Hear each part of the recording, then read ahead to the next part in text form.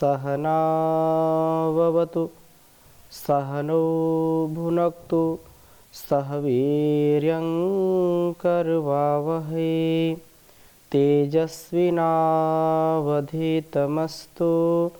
मा विद्विषावहै।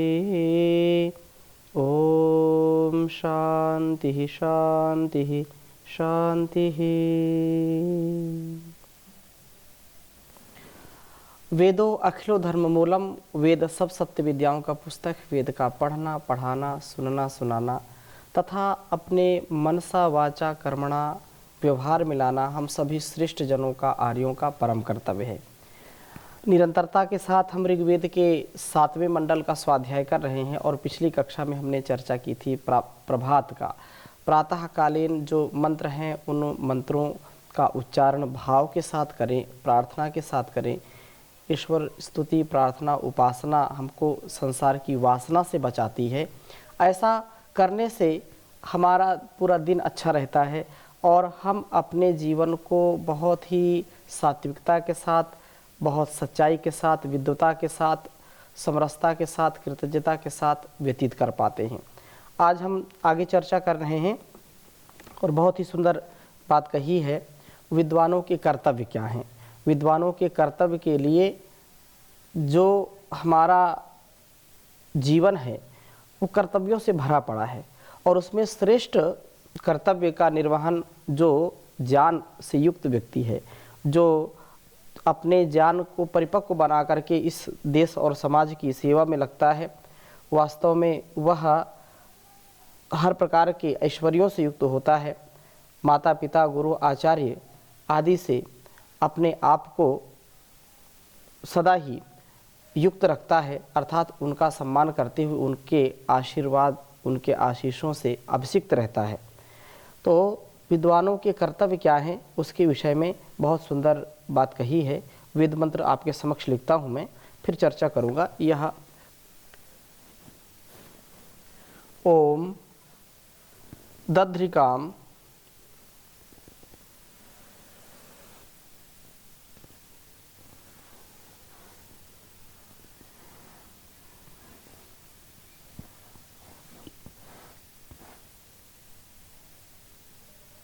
दध्रिका दधिक्राम दधिक्राम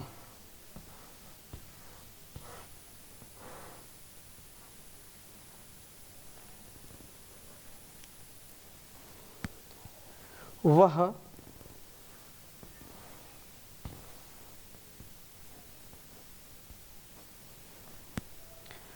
प्रथमम अश्विनोषम समग्निम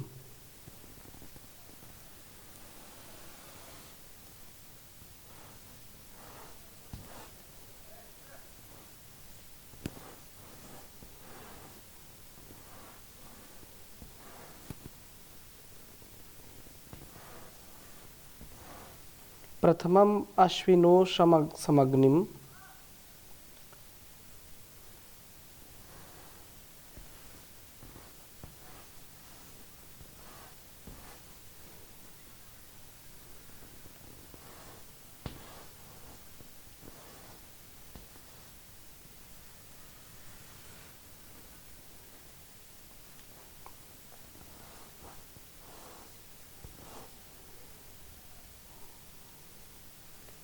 प्रथमम अश्विनोष समग्निम।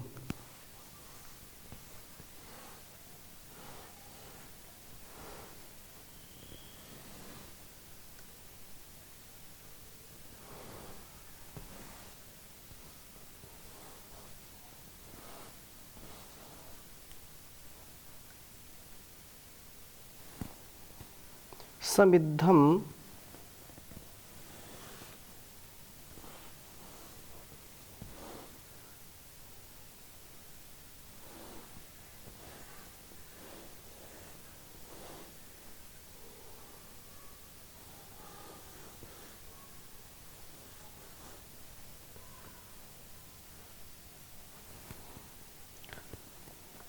भागमुतये हुए।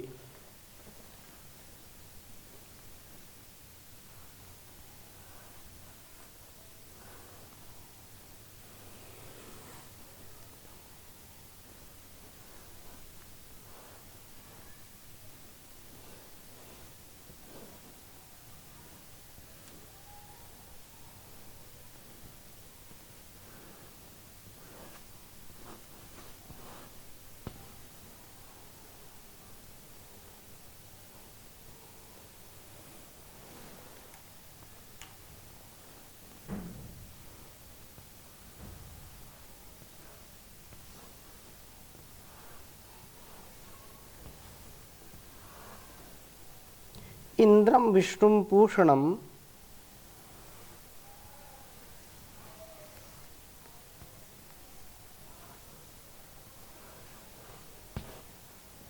इंद्रम विष्णुम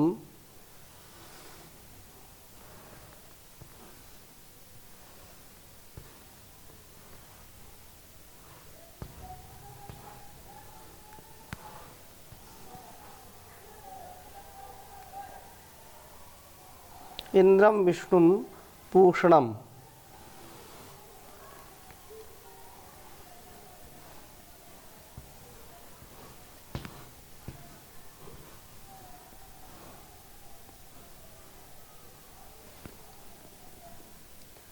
ब्रह्मणस्पतिम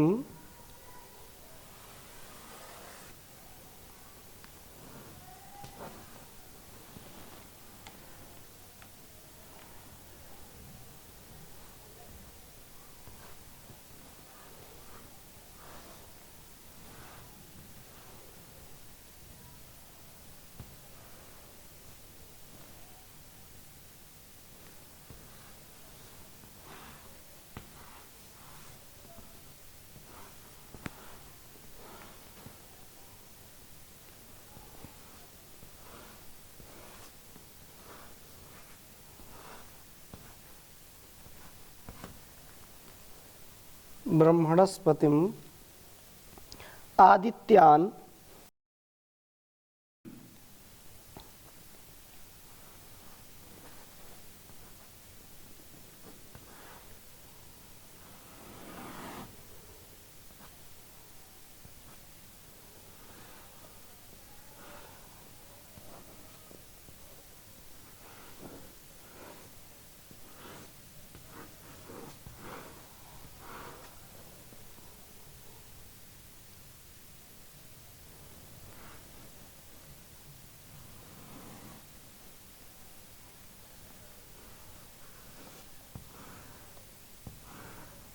आदित्यान द्यावा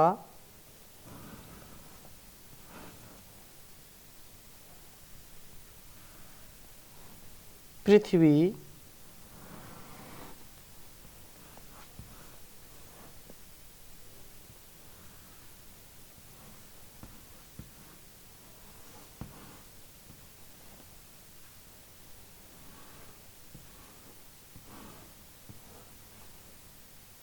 अपः स्वः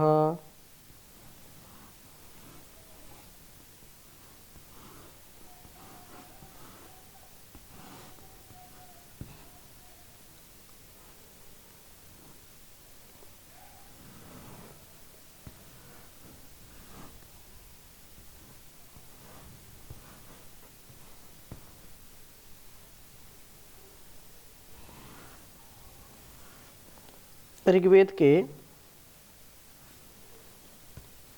7वें मंडल के 44वें सूक्त का यह पहला मंत्र है। ओम दधिक्राम वह प्रथममश्विनोष समग्निम समिद्धम भगमोतये हुए इंद्रम विष्णुं पूषणं ब्रह्मणस्पतिम आदित्यान द्यावा पृथ्वी अपः स्वः। ओम दध्रिकां वह प्रथमम अश्विनोषम अग्निम समिद्धम भगमूतये हुए इंद्रम विष्णुं पूषणं ब्रह्मणस्पतिम आदित्यान द्यावा पृथ्वी अपः स्वः। बहुत ही सुंदर भाव इस वेद मंत्र का है। कहा है कि हे विद्वानों, मैं वह आपसे दधिक्राम शिष्यों को धारण कर उपदेश देने वाले प्रथम सर्वप्रथम अश्विना सूर्य चंद्रवत प्रकाशक उषसम प्रभात के समान दीप्त समिद्धम अग्निम प्रज्वलित अग्नि तुल्य तेजस्वी भगम ऐश्वर्यवान पुरुष को ऊतये रक्षा के लिए हवे स्वीकार करूं। मैं इंद्रम विद्युत विष्णु व्यापक प्रणम जो पोषक है और ब्रह्मणापतिम धन आदि के पालक और आदित्यान 12 मासों द्यावा पृथ्वी सूर्य पृथ्वी और जो जल है सूर्य प्रकाश और सुख को भी प्राप्त करूं। उत्तम आचार्यों के उपदेशों से ज्ञान प्राप्त करने वाले कांति युक्त तेजस्वी तथा ऐश्वर्यवान शिष्यों में से जो प्रजाजनों के साथ मिलकर के विद्वान लोग रक्षा ज्ञान एवं सुख प्राप्ति के राजा का चयन, वह चुना हुआ राजा अन्न धन औषधि जल आदि की व्यवस्था द्वारा 12 मास प्रजा को सुख पहुँचावे। तो इस वेद मंत्र का भाव यह हमको मुख्य रूप से समझ लेना चाहिए कि जो विद्वान अपने आचार्यों से अपने माता पिता गुरुओं से जो ज्ञान प्राप्त करे उस ज्ञान को अपने जीवन में उतारे, और ज्ञान जब जीवन में उतरता है परिपक्वता आती है, क्या सही है क्या गलत है, क्या त्याज्य है क्या ग्राह्य है, अलग अलग दृष्टिकोण से वह इस समाज और इस सारे संसार के विषयों को भली भांति जांचता परखता है समझता है। तो उस समझ से उसके जीवन में यह भी एक समझ उत्पन्न होती है कि इस समाज का इस राष्ट्र का इस सारे संसार का उपकार कौन व्यक्ति कर सकता है, और यह कर्तव्य है विद्वानों का श्रेष्ठ जनों का कि उसके द्वारा उत्तम राजा का चयन हो, ऐसा स्वार्थ से परिपूर्ण और अपने संकीर्ण विचार के अनुकूल यदि हम राष्ट्र को एक जो उत्तम राजा नहीं है उसकी यदि हम प्रतिष्ठा करते हैं तो वह राज्य नष्ट हो जाता है और हिंसा भी होती है। वह कभी भी धन धान्य से परिपूर्ण सुख से परिपूर्ण प्रजा को नहीं करता है। तो विद्वानों की जो उदासीनता है उसके कारण भी हमारा देश समाज दुखी होता है। तो यहाँ पर यह कर्तव्य बतलाया है कि उत्तम जनों का यह उत्तम कर्तव्य है, विद्वानों का यह परम कर्तव्य है कि श्रेष्ठ राजा को जो वास्तव में जो सबकी रक्षा कर सके, सबका पालन पोषण कर सके, धन आदि से युक्त सबको कर सके और कभी किसी प्रकार की कमी ना आने पाए, तो ऐसे राजा का चयन करके ऐसे प्रजा सेवी प्रजापालक राजा का चयन करके उसको स्थापित करें। उत्तम आचार्यों के उपदेशों से ज्ञान प्राप्त करने वाले कांति युक्त तेजस्वी तथा ऐश्वर्यवान शिष्यों में से जो प्रजाजनों के साथ मिलकर के विद्वान लोग रक्षा ज्ञान और सुख की प्राप्ति के लिए राजा का चयन करें। ये बहुत सुंदर बात है। और आज हम यदि समाज में देखते हैं तो इसका अभाव नज़र आता है। जो उत्तम लोग हैं जो सज्जन लोग हैं वो इसमें उदासीनता दिखाते हैं, जिससे जो धोखेबाज लोग हैं जो भ्रष्टाचारी हैं जो इस संसार और इस समाज का कभी हित नहीं चाहते, वो केवल अपने स्वार्थ के लिए लगे रहते हैं।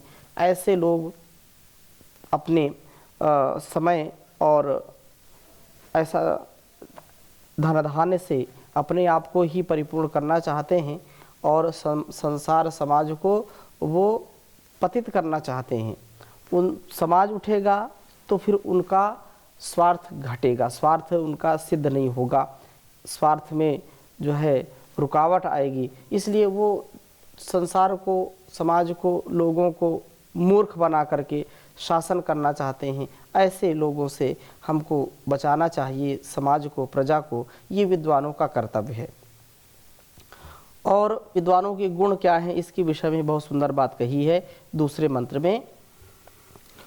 ओम दधिक्रामो नमसा बोधयन्ता उदीराणा यज्जमुपप्रयन्तः इणाम देवीं बर्हिषि सदयन्तो वश्विना विप्रा सुहवा हुवेम।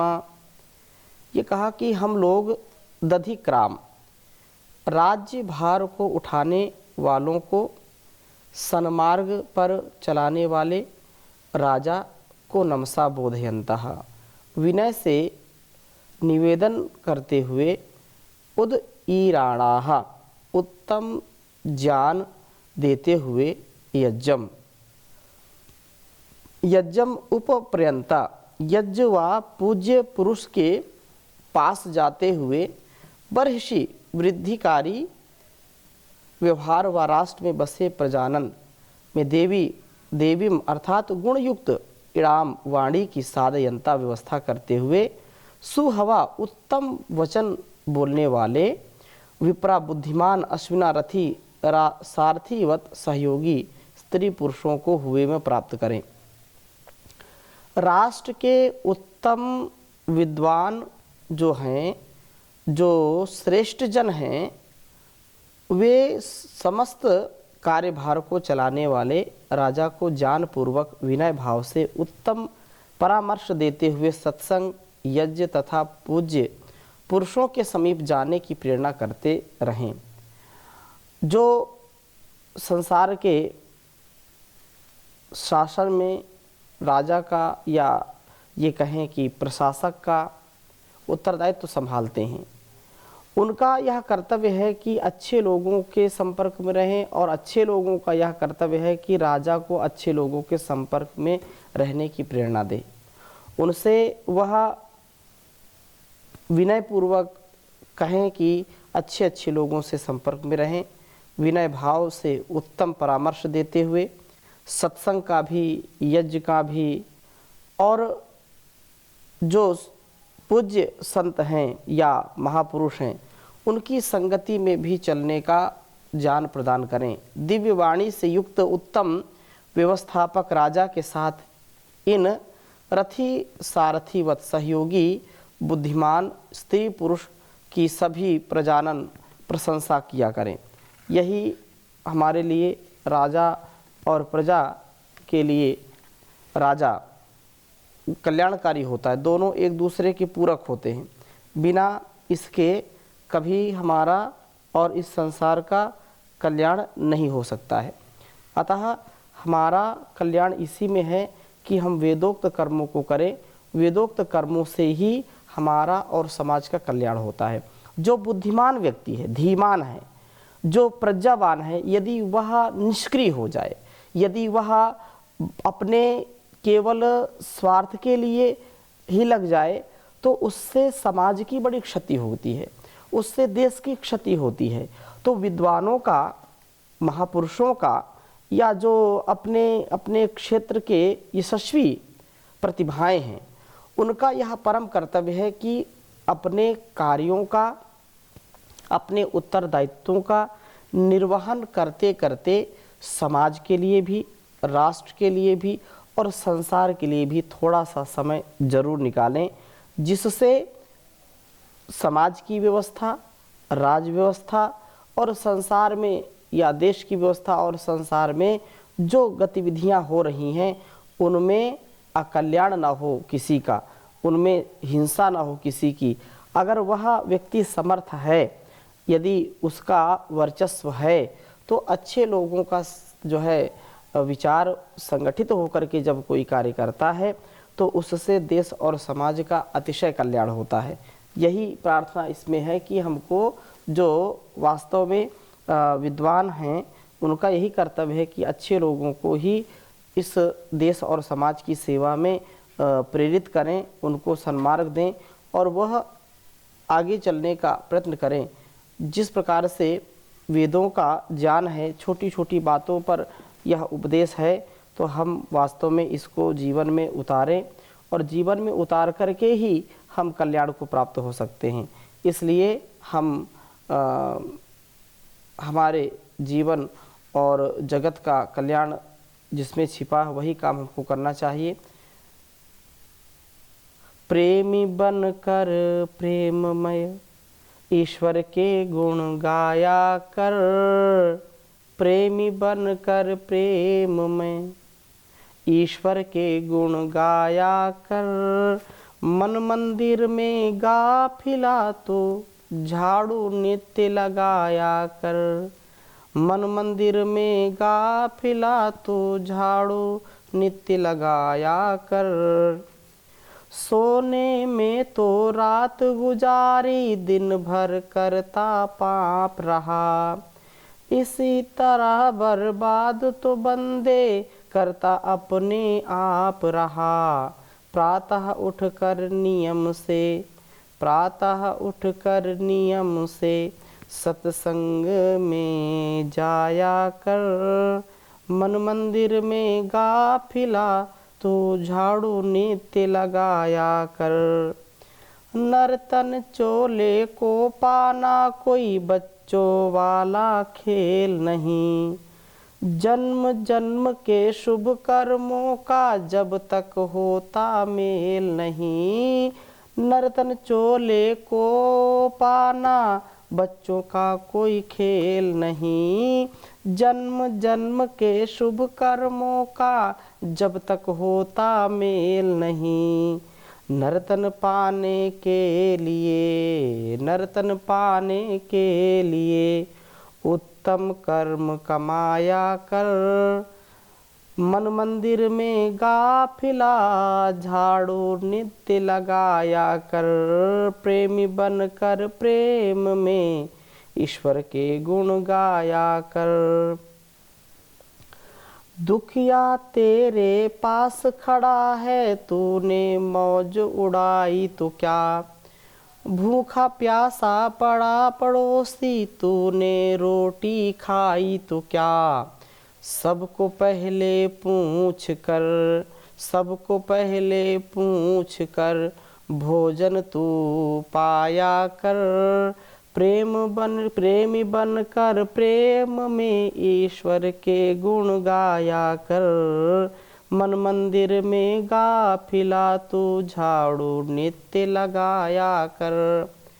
देख दया तू परमेश्वर की, वेदों का निज ज्ञान दिया। प्रातः सायं प्रेम से ओम नाम तू ध्याया कर। प्रातः सायं प्रेम से तू ओम नाम ध्याया कर। प्रेमी बन कर प्रेम से ईश्वर के गुण गाया कर। मन मंदिर में गाफिला झाड़ू रोज लगाया कर। तू झाड़ू रोज लगाया कर। तो हम श्रेष्ठ जीवन जिए, श्रेष्ठतम जीवन जिए, उत्तम सर्वोत्तम जीवन जिए, जिससे हम देश और समाज का, अपने आप का और इस संसार का कल्याण कर सकें। तो ऐसी शुभ भावनाओं के साथ आज की कक्षा को यहीं पर विराम देंगे। शेष चर्चा अगली कक्षा में करेंगे। ओम शांति शांति शांति।